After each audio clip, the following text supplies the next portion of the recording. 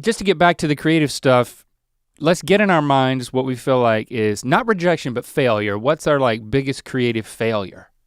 Do you have something in your mind? I have something in my mind. I mean, the first thing that comes to mind is GMM 22. Yeah, that's my answer. And we devoted a whole episode it would be interesting to go back and listen to that. Oh, I'm not gonna go back and I listen to that. I don't want to do that. You can do that because that was one of my, I am not proud of, I'm not, but we can talk about that because I think that's a good example of the way that failure and rejection can kind of get into your head, because I got very, well, just a little background. Categorize what it was. So, what year was that?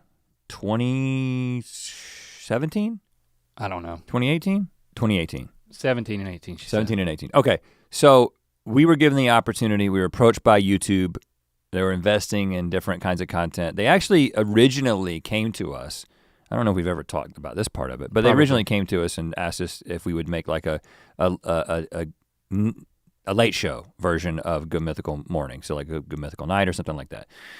And we were like, that sounds like a great idea, but like we're already kind of really doing all we can with Good Mythical Morning. And we're like, is there some way to expand Good Mythical Morning itself? Which, going back in time, it kind of feels like we should have just done the late show version. But anyway, in addition to GMM, because we ended up doing 5 parts of a show every single day. I think it went down to 4, but anyway, it was like a multi-part thing.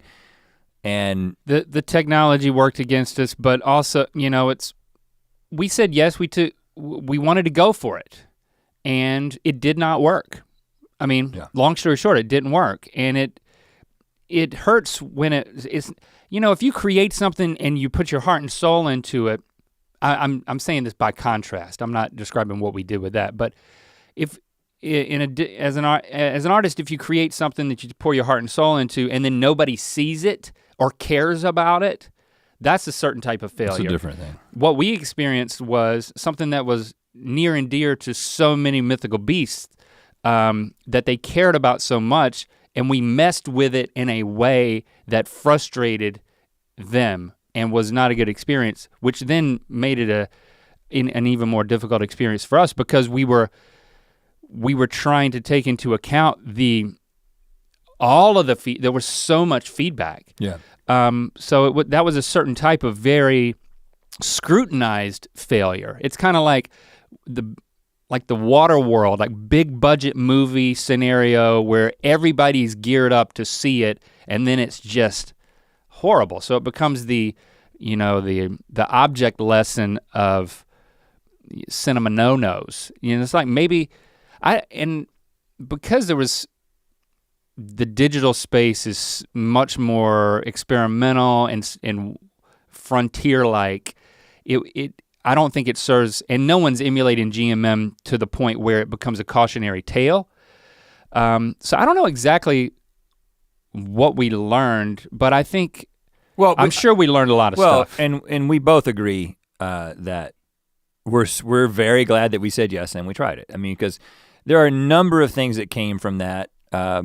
It honestly transformed our business, right? We ended up moving into the space next door, which and we ended up more than doubling our staff. The funding that we had, we put to work in ways that we're still seeing those benefits now. We were able to take so many of the things that we learned just from a creative and a production standpoint and then incorporate it back into GMM when we went back to the 1 episode a day version. So I totally take back what I said. It's like, I don't know if we learned anything. No. Because I think the principle is absolutely we learned a whole bunch of stuff, and that's kind of the point, and it kind of redeems the experience, right? If that didn't work, but it changed the trajectory of where we're headed, and I can't even articulate all the lessons that we learned, but they're ingrained in our experience and impact the decisions that we have been making ever since then. And I think that's a principle of failure is, it's less of a failure if you went for something, tried something, and learned from it, than not going for anything and learning nothing. And you might have saved face a little bit, but I mean, if it would have destroyed Good Mythical Morning and it wouldn't have recovered, then we would be that could have happened. Differently. Businesses go bankrupt. People try things, they have bad ideas, or they have good ideas that just, things out of their control tank it. You know, that absolutely could have happened for us, and then it would have been a regret, and it would have been what we call a mistake. But even then, a creative failure. I choose to believe that even then, it would have led to something else, because that's just my experience, is that is always, there's a lesson. Thankfully, the lesson didn't come along with a complete, fumbling of Good Mythical Morning and killing it. It came back. But there's always a lesson. And and I'm especially grateful for it, because that's why I started going to therapy, and because of just how difficult that time was. Not just the rejection, it was more, the rejection was difficult, but it was more just, it was too much to take on. But the reason I don't want to go back and listen to that episode where we essentially complained and defended I did it more than you did. So I take credit for that. I was defensive. I was in a bad place. I was hurt. I was trying to, I said some things I regret. Now, I think that if that were to happen today, post-therapy, my processing of what was going on would be very different. Things have gone really well for me. You know what I'm saying? Things have gone really well for us. Things have also gone well for me individually. Before we ever started doing what we did, it was just like, I kind of prided myself on being good at stuff, right? It's like, okay, I'm gonna make good grades. I'm gonna be good at basketball. The things that I choose to do, I'm gonna do them well, right? And so I kind of developed this sense of self that was based on being good at things. And then when it keeps happening, when you keep trying, and of course there's lots of failures, there's rejections, like those relational, I wouldn't say that dating was one of the things I was good at. So I'll just put that out there. I did really well one time with my wife, and things have worked out really well since then.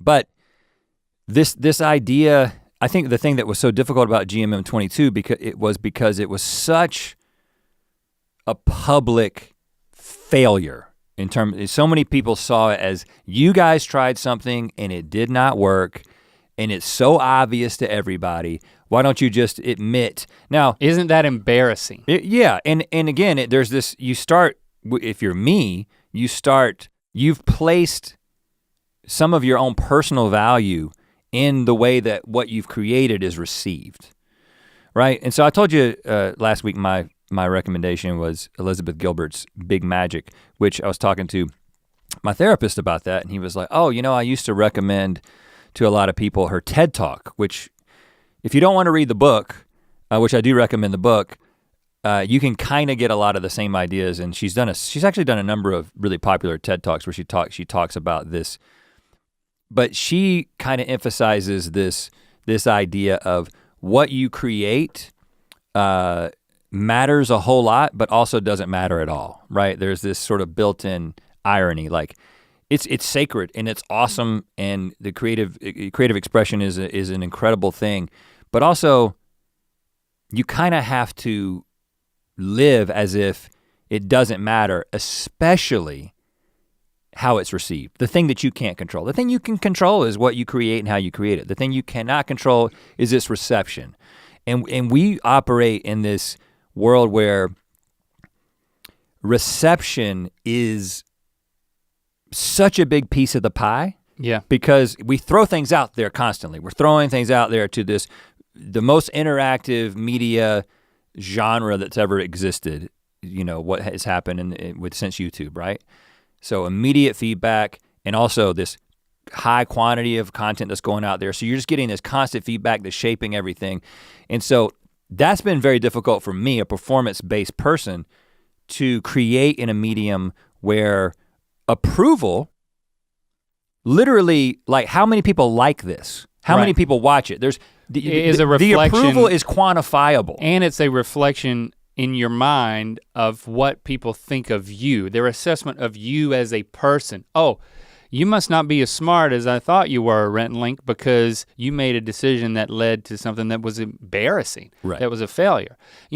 I think the thing for us though is because we have this longstanding and growing relationship with our audience, that it created a soft place for us to fall.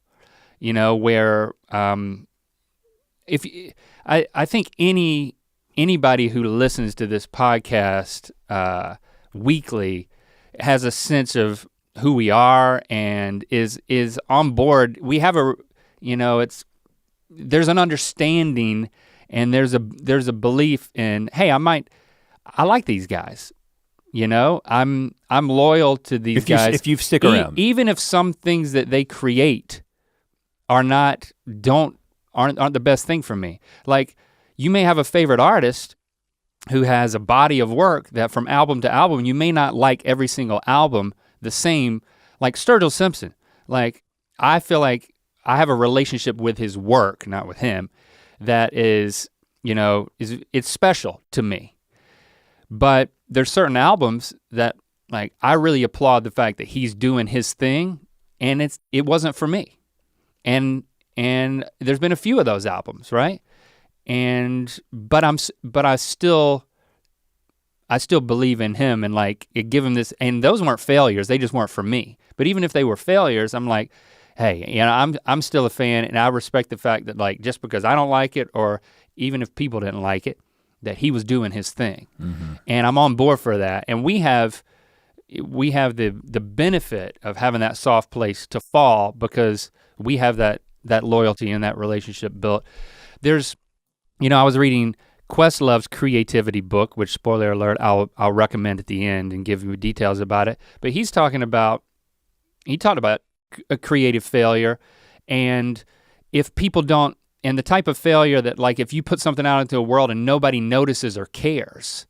And he was spinning that in a positive way, as there's freedom in that. There's freedom in that to do something. There's freedom that we don't have, because everything we do, because of our success, has a level of scrutiny that if you're a developing artist and you do something that doesn't work, you can focus on the freedom to then try something new and not be under the thumb of people's expectations. I think there's a way to redeem every failure or every rejection. And I definitely think that's you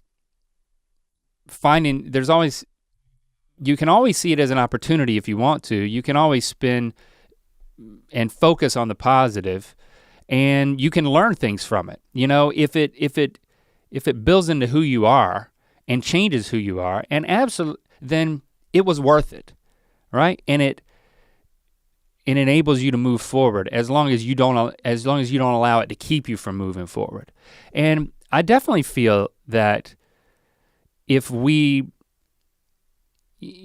talk about GMM 22 now, and if we continue to talk about it, and we're not, because I'm just not that interested in it, but like, I'm interested in talking about some other failures and rejections, our conversation would continue to be different. Like, so all the stuff that you said and that I would say if we were continuing to talk about it would be different than what we were saying at that point in time when we were still really reeling from it, and that may be the biggest takeaway.